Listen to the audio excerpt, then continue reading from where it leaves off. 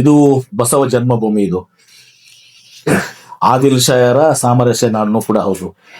ಪರಮ ಪೂಜ್ಯ ಸಿದ್ದೇಶ್ವರ ಸ್ವಾಮೀಜಿಯವರ ನಾಡಿದು. ಇಂಥ ಭೂಮಿಯಲ್ಲಿ ನಗರದ ಶಾಸಕರು ಪದೇ ಪದೇ ಇವತ್ತು ಅವರು ವಿಶೇಷವಾಗಿ ಇಸ್ಲಾಂ ಧರ್ಮನವ್ರನ್ನ, ಮುಸ್ಲಿಮರನ್ನ ಟಾರ್ಗೆಟ್ ಮಾಡಿ, ಹಿಂದೆ ಮೊಹಮ್ಮದ್ ಪೈಗಂಬರ್ ಅವ್ರಿಗೆ ಇದು ಮಾಡಿದ್ರು. ಅದಕ್ಕಿಂತ ಮುಂಚೆ ಇವತ್ತೊಂದು ದಿವಸ ಟೋಪಿ ದಾಡಿ ವಿಚಾರಗಳನ್ನು ಮಾತಾಡಿದ್ರು. ಈಗ ಮೊನ್ನೆ ಕೊಪ್ಪಳದಲ್ಲಿ ಇವತ್ತೊಂದು ದಿವಸ ಮುಸ್ಲಿಂ ಯುವತಿಯರನ್ನ, ಹುಡುಗಿಯರನ್ನ ಮದುವೆ ಆದ್ರೆ ನಿಮ್ಗೆ 5 ಲಕ್ಷ ಬಹುಮಾನ ಅಂತ ಹೇಳಿ ಒಂದು ಕೀಳ ಮಟ್ಟದ ಒಂದು ಹೇಳಿಕೆ ಕೊಟ್ಟರು.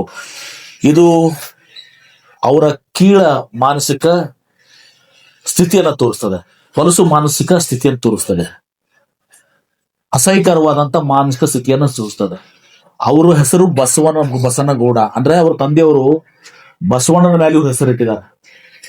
ವಚನ ಹೇಳಬೇಕಾಗಿದ್ದ ವ್ಯಕ್ತಿ, ವಚನ ಕೇಳಬೇಕಾಗಿದ್ದ ವ್ಯಕ್ತಿ ಇಂಥ ಅಸಹ್ಯಕರವಾದಂತ ಕೀಳವಾದಂತ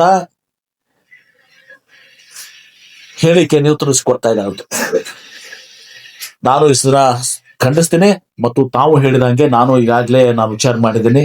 ನಾನು ಇದನ್ನ ಗೃಹ ಸಚಿವರು, ಮುಖ್ಯಮಂತ್ರಿಗಳು ಮತ್ತು ಕಾನೂನು ಸಚಿವರು ಅವರೆಲ್ಲರಿಗೂ ಅವ್ರ ಜೊತೆ ನಾವು ಚರ್ಚೆ ಮಾಡ್ತೀವಿ. ಇವರು ಪದೇ ಪದೇ ಹೇಳಿಕೆಯನ್ನು ಇವತ್ತು ಏನ್ ಮಾಡ್ತಾ ಇದ್ದಾರೆ, ಇವರು ಬಿಜೆಪಿಯಿಂದ ಪಕ್ಷದಿಂದ ಉಚ್ಚಾಟನೆ ಮಾಡಿದ್ರು ಹೇಳಿಕೆ ಸಲುವಾಗಿ. ಅವ್ರ ರಾಜಕೀಯ ಹೇಳಿಕೆಗಳು ಇರ್ಲಿಲ್ಲ.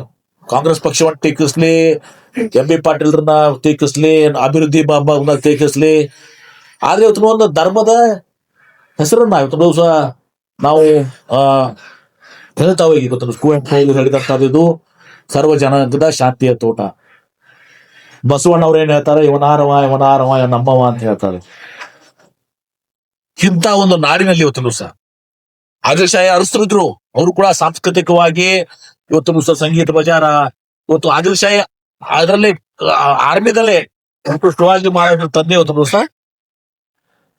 ಇವತ್ತು ಜನರಲ್ ಆಗಿದ್ದು. ಶಿವಾಜಿ ಮಹಾರಾಜ ತಂದೆನೇ ಇದ್ರಲ್ಲ ಅಲ್ಲಿ ಆದಿಲ್ಶಾಹಿ ಆರ್ಮಿಯಲ್ಲಿ. ಸಂಗೀತ ಭಜನ, ಸಂಸ್ಕೃತ ಇದನ್ನ, ಸಾಹಿತ್ಯವನ್ನ ಇವತ್ತು ದಿವಸ ಅಂತ ಒಂದು ಬಸವಣ್ಣನ ನಾಡಿನಲ್ಲಿ, ಸಿದ್ದೇಶ್ವರ ಸ್ವಾಮೀಜಿ ಅವ್ರ ನಾಡಿನಲ್ಲಿ, ಆದಿಲ್ಶಾಹಿ ನಾಡಿನಲ್ಲಿ ಈ ರೀತಿ ಇವರು ಬಸವಣ್ಣನ ಹೆಸರಿಟ್ಕೊಂಡು ಇಂಥ ಕೀಳು ಮನಸ್ಥಿತ ವ್ಯಕ್ತಿ ಇವತ್ತು ದಿವಸ ಇವರಾಗಿದ್ದಾರೆ. ಅದಕ್ಕೆ ನಾನು ಇಷ್ಟೇ ಹೇಳ್ತೇನೆ, ನಾನು ಇದನ್ನ ಕಾನೂನು ಸಚಿವ ಎಷ್ಟು ಕಂಟಿನ್ಯೂಸ್ ಆಗಿ ಹಿಡಿತಾ ಇದೆ. ಈಗ ಸರ್ಕಾರ ಇದನ್ನ ಏನಾದ್ರೂ ಒಂದು ಇದಕ್ಕೆ ಅವ್ರನ್ನ ಹತ್ತಿಕ್ಕಲಿಕ್ಕೆ, ಅವ್ರನ್ನ ಇದು ಮಾಡ್ಲಿಕ್ಕೆ ಒಂದು ಕ್ರಮ ಕೈಗೊಳ್ಬೇಕಾಗ್ತದೆ.